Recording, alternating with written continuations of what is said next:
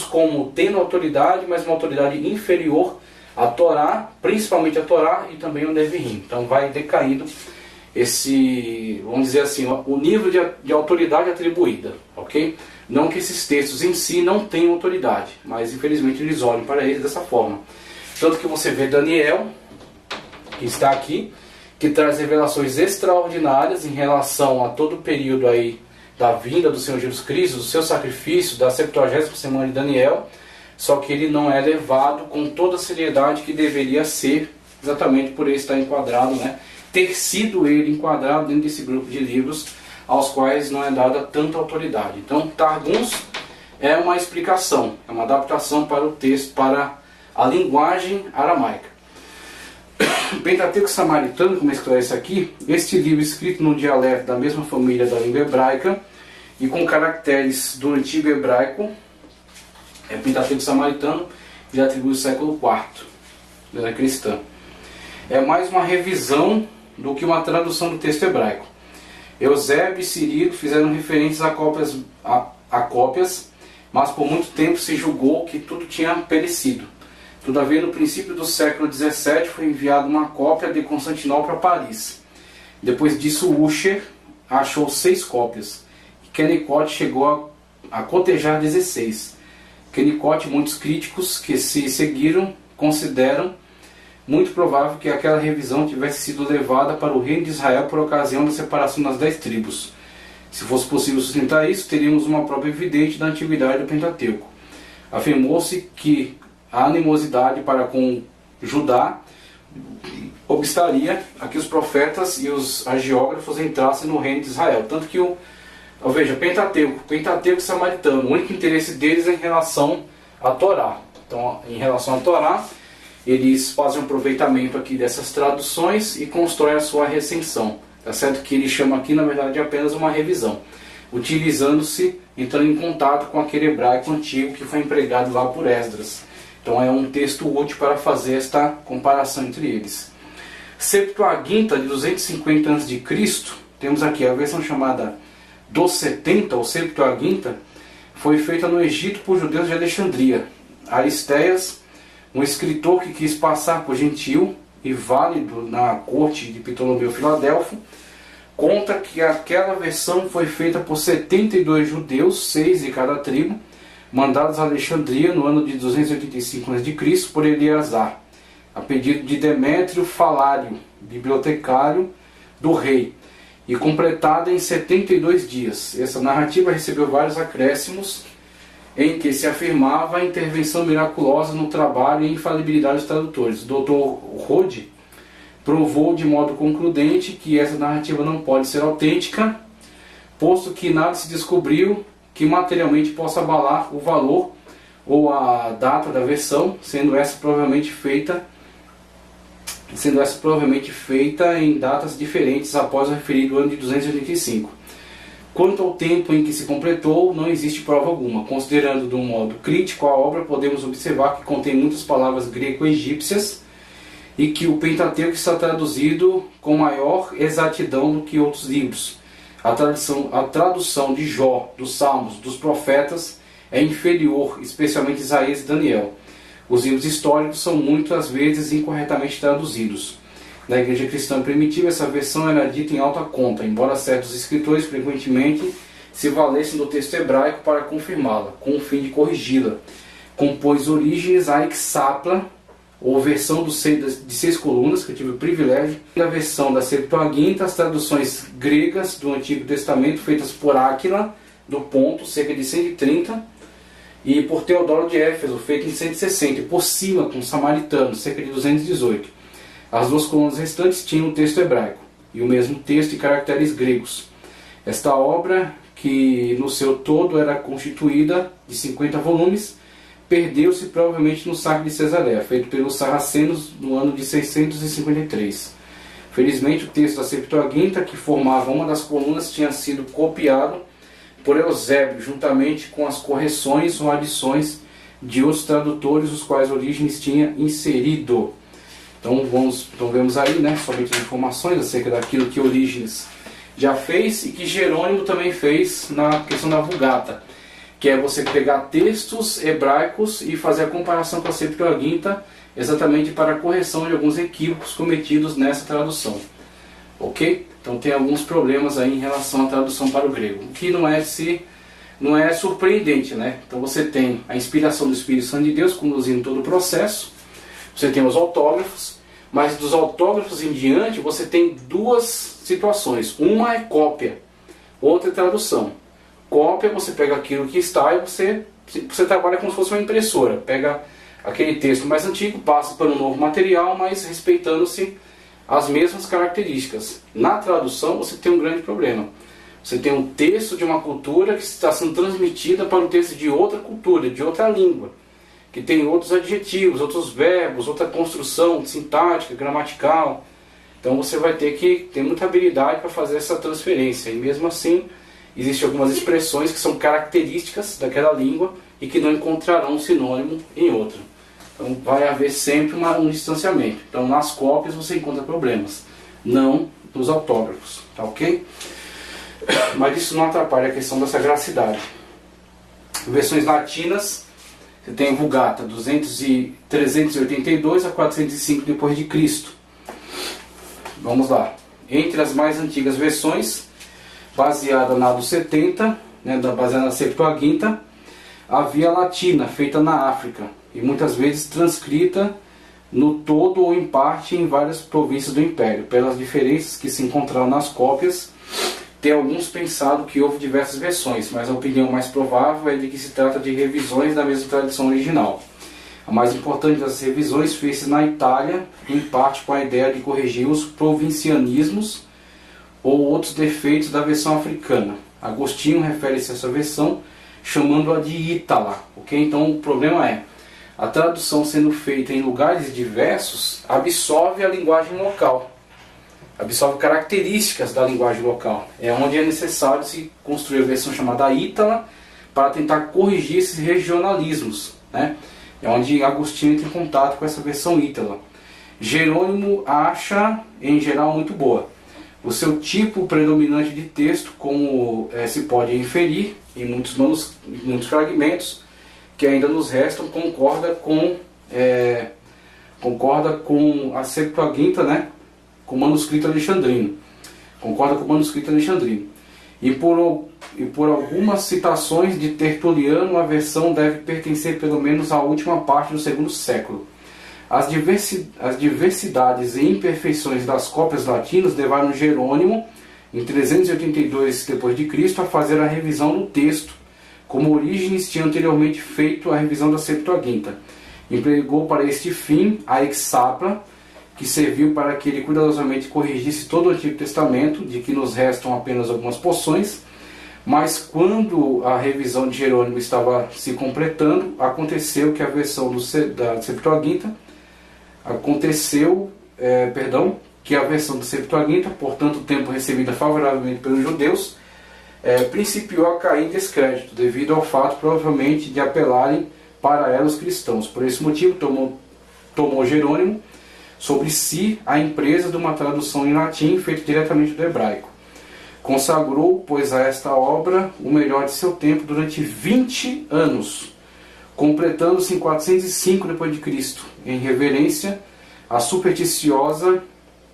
uma reverência supersticiosa à versão da Septuaginta fez com que muitos fizessem oposição à obra de Jerônimo, mas a tradução foi ganhando terreno no tempo de Gregório o Grande, 604 d.C., já tinha ela pelo menos igual autoridade e foi dignificada com o nome de Vulgata, Versio Vulgata, a versão corrente. Então, ok, aqui já é suficiente. Temos aí Jerônimo, que aproveita principalmente a Septuaginta, mas quando ela começa a cair em descrédito por ser largamente utilizada pelos cristãos, ele recorre sim ao texto hebraico, tá certo? Para que possa então apresentar uma tradução sobre a qual não pese certa desconfiança, tá certo? Então, mesmo para desfazer qualquer desconfiança em relação à perícia da sua tradução. Então, ele emprega 20 anos para entender o hebraico e realizar toda a tradução a partir também do hebraico, construindo então a Vulgata Latina, ok? E modificando as versões Ítala que havia anterior. Peshitta, para concluir aqui a nossa nossa grande aula. Deixa eu só ver como é que está a câmera aqui. Ok, então a versão chamada Peshitta. A versão Peshitta, correta ou simples das Sagradas Escrituras, foi feita diretamente do hebraico e concorda rigorosamente com o texto massorético.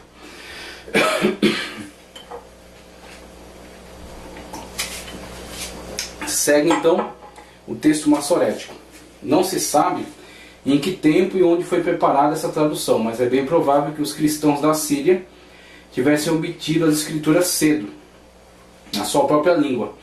Pelo exame da tradução, crê-se que foram judeus cristãos os tradutores, e que eles verteram o Antigo Testamento do original hebraico.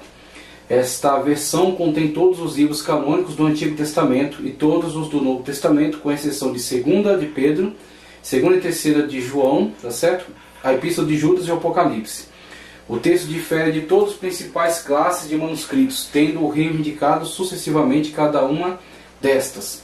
Foi primeiramente impresso nas poliglotas de Paris e de Londres e é em grande valor crítico. O seu importante lugar na crítica do Novo Testamento está mostrado no capítulo seguinte, quando se descrevem todas as outras traduções siríacas do Novo Testamento. Ele prossegue trazendo mais esclarecimentos sobre outras traduções que também foram importantes ao longo da história. Mas acredito que aqui já é suficiente. A gente vê todo o processo de construção histórica, a gente vê todo o processo, tá certo? No qual esses documentos estão sendo produzidos, né, e traduzidos em diferentes situações, tanto na Babilônia quanto na Palestina, onde foram feitos autógrafos. Depois Esdras os reuniu e deu a tríplice divisão. No Egito também se produziram documentos que depois serão aproveitados aí na Septuaginta, ok? A tradução, a recensão samaritana, que aproveita desses documentos e constrói a sua própria, que será depois comparada tanto com a massorética, tá certo? Já no ano 1000 da era cristã, quanto a de Qumran. Eu quero trazer agora a contribuição sobre essa de Qumran. Vou pedir licença aqui apenas para me sentar um pouco para fazer essas leituras que concluem a nossa aula. Então a de Qumran, conforme eu vou trazer aqui, ela serve então, ela é importante para comparação, tá certo? Comparar com essas outras tradições de traduções textuais já escritas. Eu trago aqui o livro Faces do Antigo Testamento. Faces do Antigo Testamento, leitura CPAD, autoria de David W. Baker e Bill T. Arnold. Ele fala acerca dos manuscritos do Mar Morto. Veja só o que ele diz.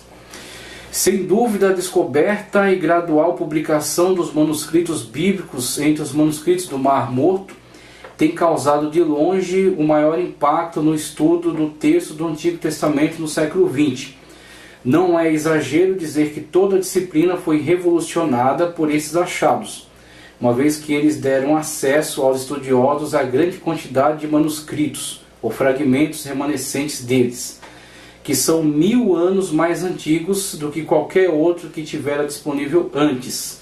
Então os massoréticos, que eram os textos mais antigos que dispunhamos, de 1000 da era cristã pelo menos, aí foram encontrados de Qumran em 1947, que eram de pelo menos 120 a.C., 1000 anos ou mais antes daqueles. Vamos lá. Infelizmente, embora uma quantidade de pergaminhos bíblicos tenha sido publicada logo após a sua descoberta, muitos outros não foram.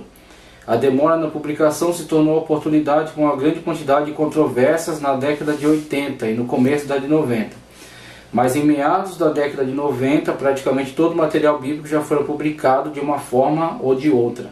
A maioria dele na série Discoveries in the Judean Desert. O efeito geral dessas descobertas é o reconhecimento de considerável diversidade textual nos 3 séculos que precederam a destruição do Segundo Templo, em 70 d.C.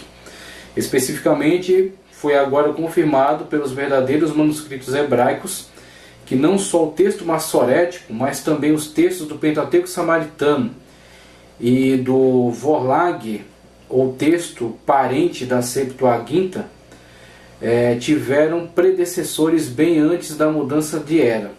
Foi só no fim do século I d.C., que o texto tipo proto-massorético, a estrutura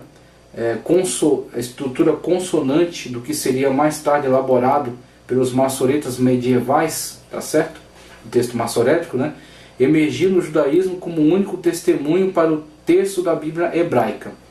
Por conseguinte, fica claro agora que no final da época do Segundo Templo, incluindo o tempo de Jesus e dos apóstolos, o texto do Antigo Testamento era consideravelmente mais diverso do que se suspeitava anteriormente. Alguns poucos exemplos servem para ilustrar essa diversidade. Sabia-se havia muito tempo que o Pentateuco samaritano diferia do texto massorético de várias maneiras relevantes. Várias maneiras relevantes. Algumas tendo que ver especificamente com a teologia samaritana e algumas tendo que ver com a harmonização das expressões. Muito bem. Um texto tipo que inclui estas expansões harmonizadas, mas ainda não tem as modificações teológicas, especificamente samaritanas, é representado pelo 8º pergaminho bíblico entre os manuscritos do Mar Morto. Parece clara a inferência que o Pentateuco samaritano representa um estágio posterior desse mesmo texto tipo, com a adição de modificações sectárias. Então a questão é, o pergaminho do Mar Morto revela um texto proto-massorético, ok? Revela um texto proto-massorético que depois sofrerá algumas adaptações pelo Pentateuco samaritano. Então, adaptações de linguagem e questão teológica, né, daquela seita, uma vez que eles estavam totalmente separados, né, e até tinha um certo conflito entre os judeus e os samaritanos. Então haverão adaptações para a leitura em relação àquela seita, né, em relação àquele grupo religioso distinto, ok? Mas aí você tem então um texto proto-massorético agora para fazer comparação com um texto massorético com acréscimo então dos sinais diacríticos. O distanciamento entre o texto proto-massorético observado, que aliás ele está dizendo aqui que haviam diversos textos, né, uma produção textual muito maior do que se imaginava, e o texto samaritano, o Pentateuco samaritano. Então há um distanciamento entre eles. Vamos lá. Uma situação semelhante ocorre em relação ao texto parente da Septuaginta. Encontramos no livro de Jeremias uma das diferenças mais surpreendentes entre a Septuaginta e o texto massorético. O texto da Septuaginta é aproximadamente 1/7 mais curto que o do texto massorético. Por isso é de excepcional interesse que 2 fragmentos de manuscritos hebraicos que refletem o texto mais curto da Septuaginta tenham aparecido entre os manuscritos do Mar Morto. Menos surpreendente, mas ainda relevante, são os outros manuscritos bíblicos de Qumran, que em muitos detalhes textuais parecem representar o mesmo texto tipo no qual se fundamenta a Septuaginta. Entretanto, também é verdade que a maioria dos manuscritos bíblicos descobertos no deserto da Judéia são do texto tipo proto-massorético. O grande pergaminho de Isaías, por exemplo, oferece um texto de Isaías que é claramente um precursor do texto massorético, embora nos permita às vezes corrigir o último em alguns trechos. E aí você vê, começando a se levantar a questão da Septuaginta ser na verdade uma tradução que toma como fonte esse texto proto-massorético descoberto em Qumran, essa tradição proto-massorética. Tá, ok? Interessante como a gente vê, né? Então a gente consegue a partir daí lançar mais luz sobre o trabalho que foi feito pelos massoretas, né, na tradução, na cópia e acréscimo dos sinais diacríticos, né, a preservação do texto que eles fizeram por meio desse trabalho. Eu quero trazer aqui umas leituras finais que falam agora sobre autoridade, para fechar aí nossa grande aula de encerramento do cânon do Antigo Testamento, né, o cânon veterotestamentário. Então eu quero trazer alguns conteúdos que falam acerca de autoridade do texto. Tá? Eu vou trazer aqui uma leitura de Josh McDowell, Novas Evidências que Demandam um Veredito. Novas Evidências que Demandam um Veredito, de Josh McDowell. Ok? Vamos lá. Significado da palavra cânon. Tá certo? Só para fixarmos aqui. A palavra cânon tem origem na palavra cana, o junco, do hebraico ganer.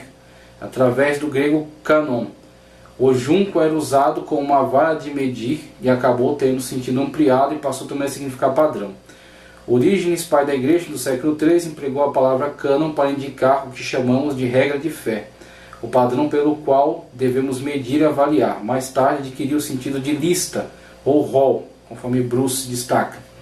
Aplicada às escrituras, a palavra cânon significa uma lista de livros reconhecidos oficialmente. Lista de livros reconhecidos oficialmente. É importante ter em mente que a igreja não criou o cânon. Veja essa frase como é importante. É importante ter em mente que a igreja não criou o cânon. Ela não decidiu que livros seriam chamados de escrituras. A palavra de Deus inspirada, ao contrário, a igreja reconheceu ou descobriu os livros que foram inspirados desde o princípio. Em outras palavras, um livro não é a palavra de Deus porque foi reconhecido pelo povo de Deus. Um livro não é a palavra de Deus porque foi reconhecido pelo povo de Deus. Antes, foi reconhecido pelo povo de Deus porque é a palavra de Deus. Isto é, Deus, não o povo de Deus, concede ao livro sua autoridade divina. O povo não somente reconhece a autoridade divina que Deus lhe concedeu, o povo tão somente reconhece a autoridade divina que Deus lhe concedeu. Agora tem uma tabela. Visão incorreta. A igreja determina o cânon. Visão correta. A igreja descobre o cânon. Visão incorreta. A igreja é a mãe do cânon. Visão correta. A igreja é filha do cânon. A visão incorreta. A igreja é magistrada do cânon. A correta. A igreja é ministra do cânon. A incorreta, a igreja é reguladora do cânon. A correta é a igreja reconhecedora do cânon. A incorreta diz a igreja é juíza do cânon. A correta, a igreja é testemunha do cânon. Afinal, a visão incorreta, a igreja é senhora do cânon. A visão incorreta diz a igreja é serva do cânon bíblico. Okay? O cânon então é reconhecido e ele é determinante para a igreja. Regra de fé e prática ou fé e conduta. Então, encerrando, quero trazer um conteúdo de F.F. Bruce, o cânon das escrituras. F.F. Bruce, o cânon das escrituras. Ele vai trazer aqui testemunhos acerca da autoridade do cânon do Antigo Testamento, a lei e os profetas, o apelo de Jesus às escrituras hebraicas. A igreja começou a sua existência com um livro, mas não é ao livro que se deve esta existência. Compartilhava esse livro com o povo judeu. Na verdade, os primeiros membros da igreja eram, sem exceção, judeus. Começou ali, né? A igreja devia sua existência peculiar a uma pessoa, o Senhor Jesus, Jesus de Nazaré, crucificado, morto e enterrado, mas designado Filho de Deus com poder pela ressurreição dos mortos, conforme Romanos 1 e 4. Esse Jesus cria-se havia sido exaltado por Deus à posição de Senhor do Universo. Ele enviara seu Espírito para estar presente com os seus seguidores, para uni-los e animá-los como um corpo sobre a terra. A função do livro é dar testemunho dele. Jesus, de acordo com todas as camadas da tradição do Evangelho, regularmente fazia uso das escrituras hebraicas para validar sua missão, suas palavras e suas ações. Segundo Marcos, começou seu ministério na Galiléia com a proclamação: o tempo está cumprido e o reino de Deus está próximo. Marcos 1,15. Estas eram as boas novas que proclamava, convidando seus ouvintes a crerem nelas. Os que dentre os ouvintes tinham algum reconhecimento do livro de Daniel não poderiam ter deixado de perceber em suas palavras a referência à profecia contida naquele livro sobre um dia vindouro em que Deus do céu suscitará um reino que não será jamais destruído. Daniel 2,44. Olha a importância que o Senhor Jesus dá ao texto de Daniel, que está colocado na terceira divisão, Ketuvim, e que, de acordo com algumas mentes incorretas, algumas visões incorretas a respeito dela, atribui menos autoridade, mas que, na visão do Senhor Jesus Cristo, gozava de autoridade igual, autoridade semelhante. Toda a Escritura tinha esse peso de autoridade. Veja só. Ele cita Daniel 2,4,4, 7,14, 18 e também 27. O reino deveria ser concedido aos santos do Altíssimo. Em suas visões, Daniel anteviu que chegaria o tempo em que os santos receberão o reino. Daniel 7,22. A implicação do anúncio de Jesus é que esse tempo havia chegado. Assim, de acordo com outro evangelista, ele encorajou seus discípulos com a certeza: Vosso pai se agradou em dar-vos o reino, Lucas 12:32. O que estava de fato envolvido nesse reino foi descrito em seu ensino, especialmente em suas parábolas e em seu ministério geral. Lucas registra como, na sinagoga, na cidade onde vivia, Nazaré, Jesus expõe o programa de seu ministério ao ler Isaías 61:1 e seguintes, a declaração do servo anônimo de que, ao colocar sobre ele o seu espírito, Deus havia ungido para evangelizar os pobres, enviou-lhe para proclamar a libertação dos cativos, restauração de vista aos cegos, para pôr em liberdade os oprimidos e apregoar o ano aceitável do Senhor, conforme Lucas 4:18-19.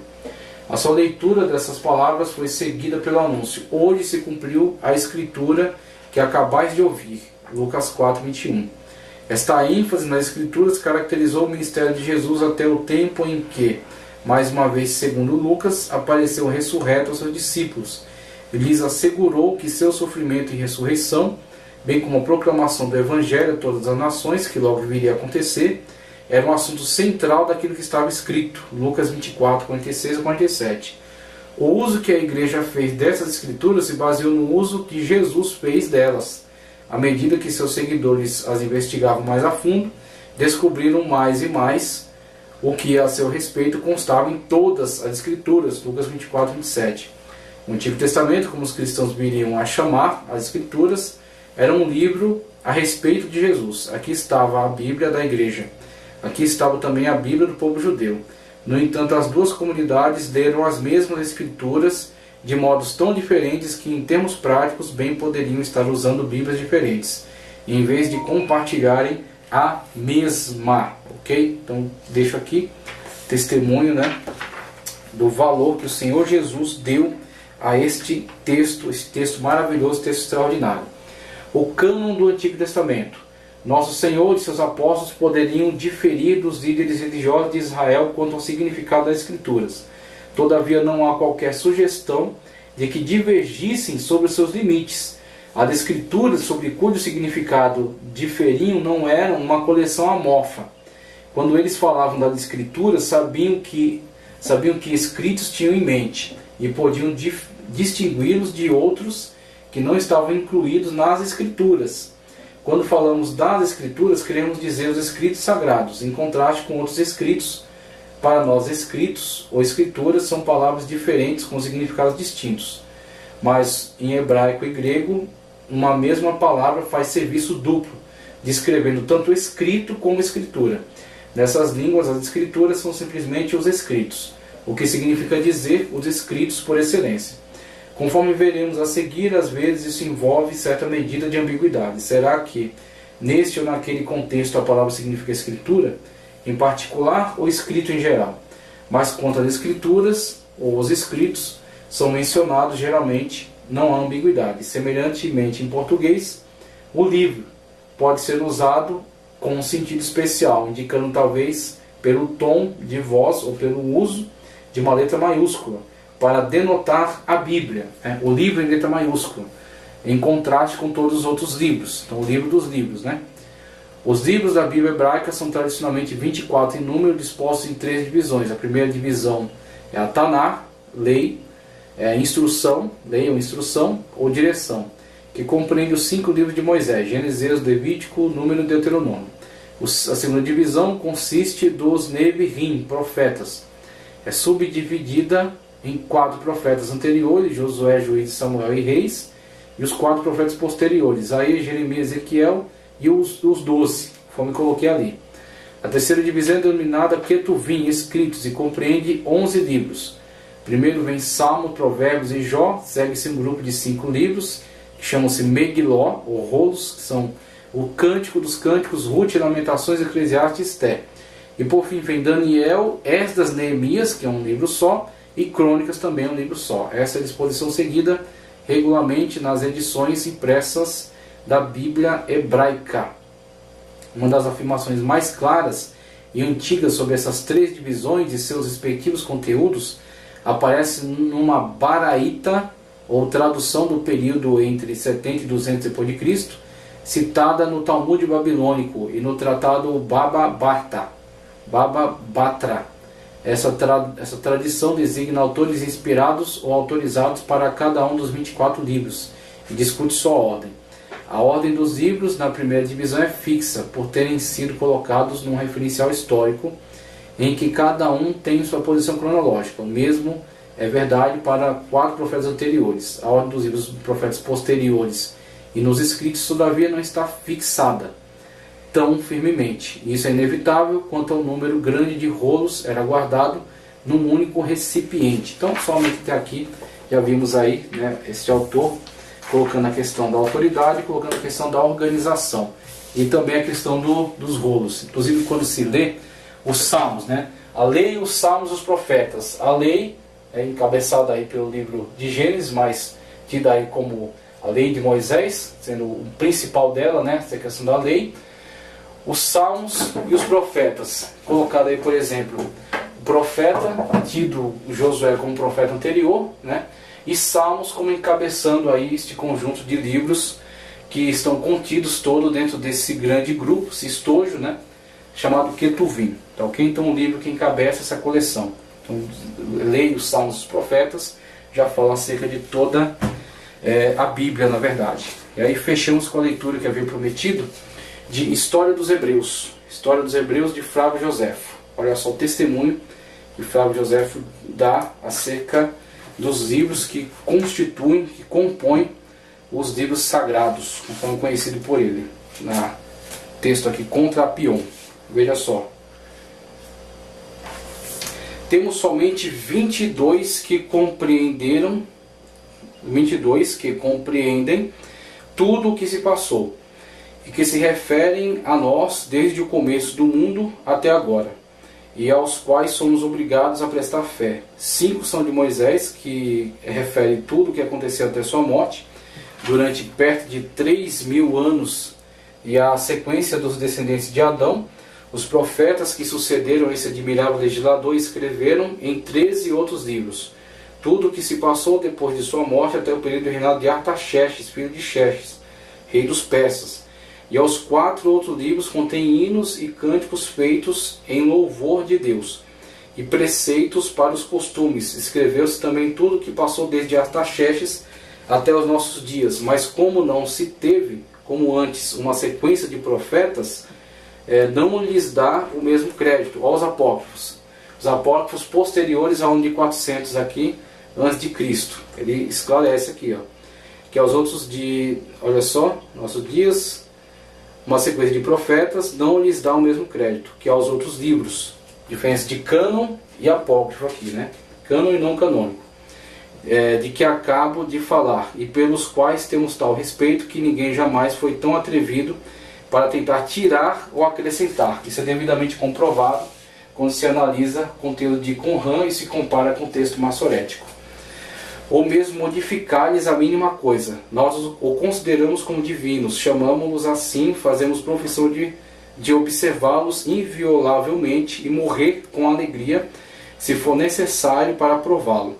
Foi isso que fez morrer um tão grande número de escravos de nossa nação em espetáculos dados ao povo. Tantos tormentos e tantas mortes diferentes, sem que jamais se pudesse arrancar de sua boca uma única palavra quanto ao respeito devido às nossas leis e às nossas tradições de nossos antepassados. Qual dos gregos jamais fez algo semelhante? Eles que não sofreriam a mínima coisa para sustentar todos os seus livros, porque sabem que são apenas palavras nascidas do capricho do que as escreveram. Como poderiam julgar de outro modo de seus antigos autores, quando eles veem que os novos escreveram ousadamente sobre coisas que não viram, ou apenas souberam daqueles que as viram? Então veja aqui Flávio Joséfo dando testemunho de seu tempo acerca do cânon bíblico e acerca da autoridade e acerca da devoção prestada, a relevância, a importância, a sagracidade desse cânon. Tanto que muitos de fato foram até a morte, mas não nem negaram, nem falaram nada contra, né, nem atentaram contra a sagracidade, a veracidade, né, deste cânon, desse presente divino para todos nós. Então temos aí o encerramento. Agradeço a paciência de ter permanecido até aqui. Ia trazer até um outro conteúdo, mas não será necessário. Enciclopédia de Bíblia, Teologia e Filosofia de Champlin, tá certo? Do volume número 1, mas acredito que já é suficiente, tá certo? Então, se você gostou da aula, curte, compartilha, inscreva-se no canal, compartilhe nosso canal e que o Senhor Jesus Cristo possa continuar abençoando poderosamente a sua vida. Fechamento do cânon veterotestamentário. Muito obrigado.